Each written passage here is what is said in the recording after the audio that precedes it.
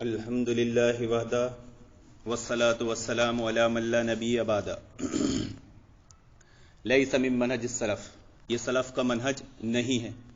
اس عنوان کے ساتھ گفتگو ہو رہی تھی، تو توحید پر بات نہ کرنا یہ سلف کا منہج نہیں ہے، بلکہ توحید کے تعلق سے بات ہوتے رہنا چاہیے کہ قال حدثنا قتیبۃ بن سعید قال حدثنا اسماعیل بن جعفر عن عمرو عن سعید بن ابی سعید المقبری عن ابی ہریرہ رضی اللہ عنہ قال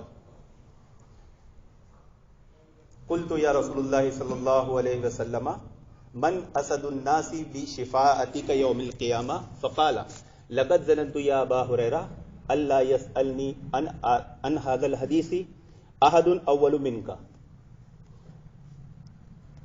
لما رأيت من حرصك على الحديث اسد الناس بشفاعت یوم القیامہ من قال لا الہ الا اللہ خالصا من قبل نفسی، رواہ بخاری، حدیث نمبر 6570۔ راوی حدیث ابو ہریرہ رضی اللہ عنہ بیان فرماتے ہیں کہ میں نے اللہ کے نبی صلی اللہ علیہ وسلم سے پوچھا کہ قیامت کے دن آپ کی شفاعت کا سب سے پہلے حقدار کون ہوگا، سب سے زیادہ حقدار کون ہوگا؟ تو اللہ کے نبی صلی اللہ علیہ وسلم نے فرمایا کہ قیامت کے دن میری شفاعت کا سب سے زیادہ حقدار وہ ہوگا جس نے اخلاص کے ساتھ خالص دل سے لا الہ الا اللہ کہا ہو۔ یعنی توحید شرط ہے، توحید کے بنا نہ دنیا میں کوئی معاملہ بنے گا نہ آخرت میں۔ توحید والوں کا ہی حساب ہوگا۔ آخرت میں حساب کتاب کس کا ہوگا؟ جو اہل توحید ہوں گے۔ جو اہل توحید نہیں ہوں ان کا کوئی حساب کتاب نہیں ہوگا، بلکہ بنا حساب کتاب کے جہنم میں ڈال دیے جائیں گے۔ تو توحید کے تعلق سے جاننا، توحید کے تعلق سے سمجھنے میں کی حرص صحابہ اکرام کو کتنی ہوا کرتی تھی کہ وہ اللہ کے نبی سے اس تعلق سے آ کے پوچھا کرتے تھے۔ تو توحید کے تعلق سے ہمیں بھی سیکھتے رہنا چاہیے، سمجھتے رہنا چاہیے کہ توحید کے کیا فائدے ہیں، توحید کو چھوڑ دیں گے کیا نقصانات ہے، توحید کو کون سی چیزیں نقصان پہنچا سکتی ہے۔ توحید کو جو سب سے پہلی چیز نقصان پہنچاتی ہے وہ شرک۔ شرک کی تباہ کاریاں کیا ہے؟ شرک سب سے بڑا گناہ ہے، شرک سب سے بڑا ظلم ہے۔ مشرک کی میدان جنگ میں جان اور مال دونوں حلال ہیں۔ مشرک کا کوئی نیک عمل یعنی کوئی بھلائی قبول نہیں ہوتی، مشرک کی بخشش نہیں ہوگی، مشرک کی شفاعت نہیں کی جائے گی، اور مشرک پر جنت حرام۔ تو توحید کے بارے میں جب سمجھیں گے، سیکھیں گے، تو شرک کے بارے میں جانیں گے کہ شرک کی کیا تباہ کاریاں ہیں اور شرک کے کیا چور دروازے ہیں۔ سردست اہل علم کے درمیان ایک مسئلہ چھڑا ہے، لیکن یہ منہج سلف کی خوبصورتی ہے کہ جب انسان منہج سلف سیکھ جاتا ہے، سمجھ جاتا ہے، تو ان مسائلوں کو وہ سمجھنا سیکھ جاتا ہے۔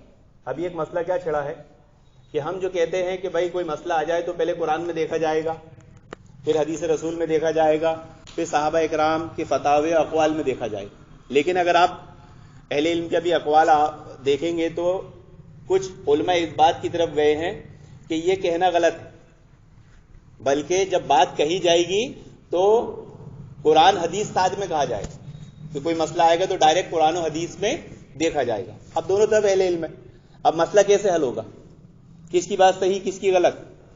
تو آسان سا مسئلہ ہے منہج سلف۔ اس میں منہج سلف آدمی کو معلوم ہوگا، کبھی کنفیوز نہیں ہوگا، کبھی الجھے گا نہیں۔ منہج سلف کیا ہے؟ عبداللہ حضرت عمر رضی اللہ عنہ کی روایت ہے کہ کوئی مسئلہ تمہارے درمیان آ جائے تو سب سے پہلے کتاب اللہ میں دیکھو، اگر حل نہ ہو تو حدیث رسول میں دیکھو۔